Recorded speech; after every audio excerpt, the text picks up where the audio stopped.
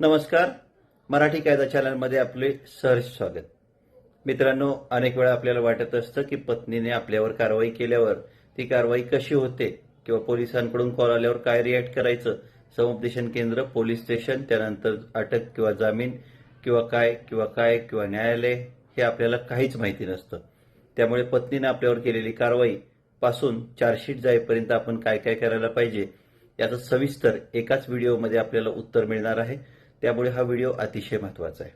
त्यामुळे हा व्हिडिओ तुम्हाला वाटत असेल तर शेअर करा, परंतु नक्की कमेंट्स करा, लाईक करा.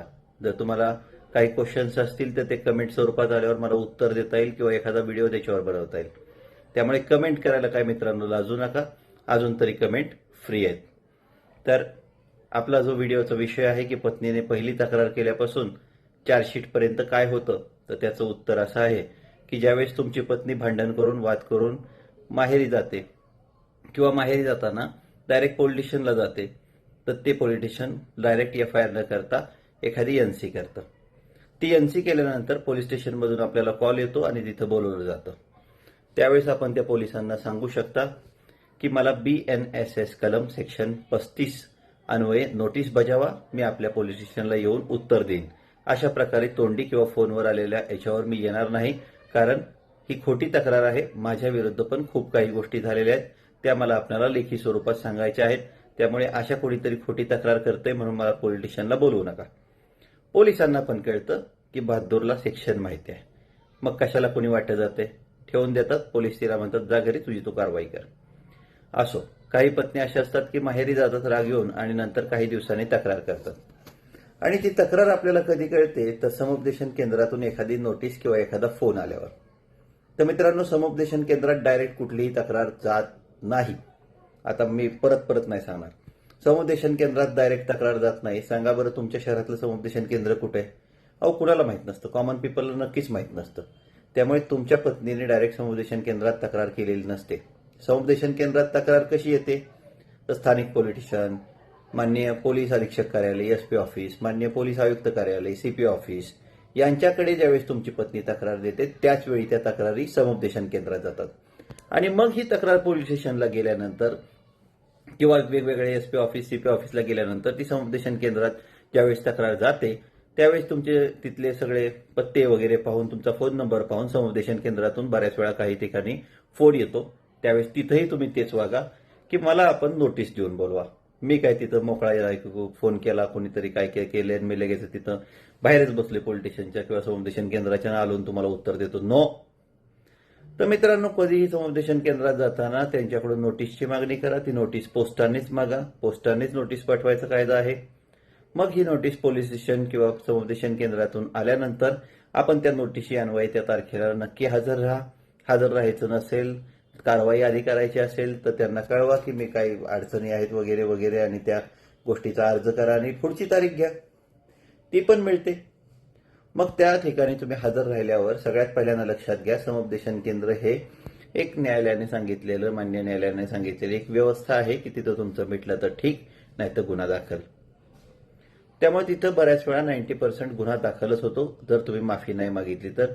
आणि तुम्ही माफी मागितली तर कायमचा अडकला हे मात्र नक्की. कारण आजची माफी ही 2 महिन्यानंतर डबल गुन्ह्यात अडकण्याची गोष्ट आहे. अनेक लोक तिथं गेल्यावर लिहून देतात मारणार नाही, याचा अर्थ पूर्वी मारले. छळ करणार नाही, याचा अर्थ पूर्वी छळ केलाय. त्यामुळे अशा गोष्टी कृपया मित्रांनो तिथं लिहून देऊ नका. माझ्या पत्नीने माझ्यावर बराच छळ केलेला आहे वगैरे वगैरे, या पद्धतीने तुमच्या वकील मित्रांच्या सहकार्यानेच तिथला जबाब द्या. असंच गेलंय, मला वाटलं माझे घरचे म्हटले जबाब देऊ, माझे घरचे म्हटले हे करू, माझे घरचे म्हटले मिटेल. तुमच्या घरचे कुठले बॅरिस्टर आहेत मला माहिती नाही. त्यामुळे असा फालतूचा सल्ला ऐकू नका. या सल्ल्यांमुळे निम्म्या महाराष्ट्रातल्या, देशातल्या निम्म्या पतीची वाट लागलेली आहे. आणि मग म्हणतो माझ्या आजी आजोबा आई वडिलांनी सल्ला दिला होता. अरे कुठं, त्यांना काय एक्सपिरियन्स नाही. त्यांच्या काळातली परिस्थिती वेगळी होती. पत्नी तुमच्या आई वडिलांची, तुमच्या वडिलांची पत्नी म्हणजे तुमची आई कधी तक्रार करत होती का अशी, किंवा आजी तुमची तक्रार करत होती का अशी? मग त्यांना जो सल्ला माहितीच नाही, ज्यांना अनुभवच नाही, त्यांचा सल्ला काय ऐकता? ऐकायचं असेल तर मारा. तर मित्रांनो, तिथं तुम्ही तिच्या तक्रारीची पहिल्यांदा प्रत घ्या. मिळाली नसेल, देत नसतील तर माहिती अधिकाऱ्याने घ्या आणि मग तिथं उत्तर द्या. त्यानंतर तुमचा समजा हे झालं, काही फिसकटलं, काही झालं, तर ते पत्नीची मानसिकताच असेल गुन्हा दाखल करायची, तर भेटणार नाही. आणि मग ते पोलिटिशियनला जाईल. पोलिटिशियन पुन्हा तुम्हाला बोलवत असताना तुम्हाला परत सांगता येईल की साहेब मी येतो, पण मला 35(3) नोटीस आपण पोस्टाने भिजवा, मी नक्की येतो.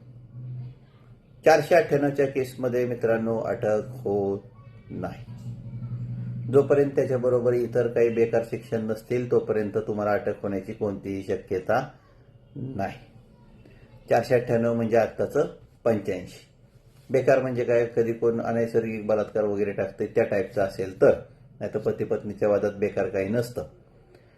मान्य न्यायालयाने अनेक निकालात सांगितलेलं आहे की या नोटीस नंतर देखील नोटीस घेऊन गेलं डायरेक्ट पोलीस अटक करतील का, तर नाही.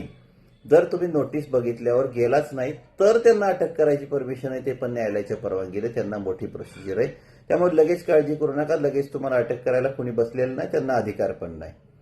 नेहमी आपण सांगतो की हे पोलीस असतील, अधिकारी असतील, हे तुमच्या टॅक्सवर आहेत.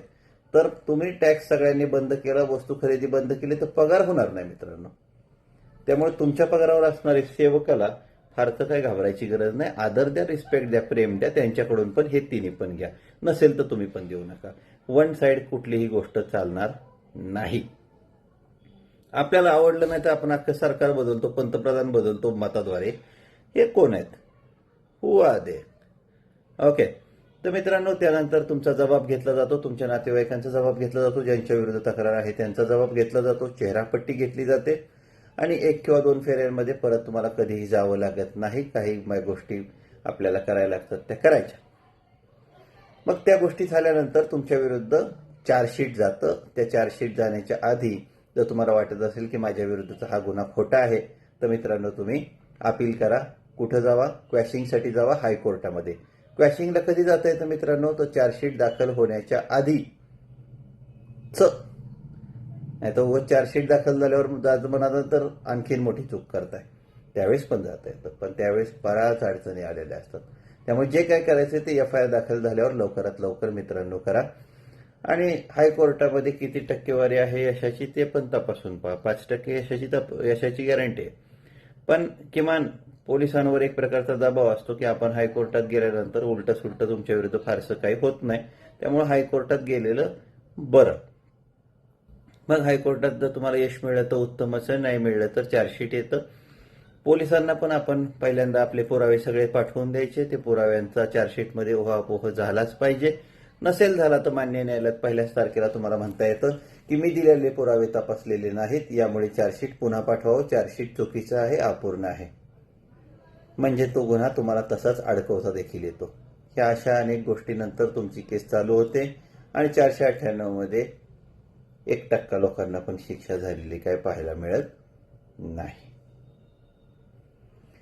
मग शेवटी काय सांगायचंय की एवढं पुराण का झालं, तर पत्नीची पहिल्या तक्रारीपासून चार्जशीट पर्यंत निकालापर्यंत आपण चर्चा केली. पण तुम्ही घाबरताय ते कशासाठी हे मला काही कळलं नाही.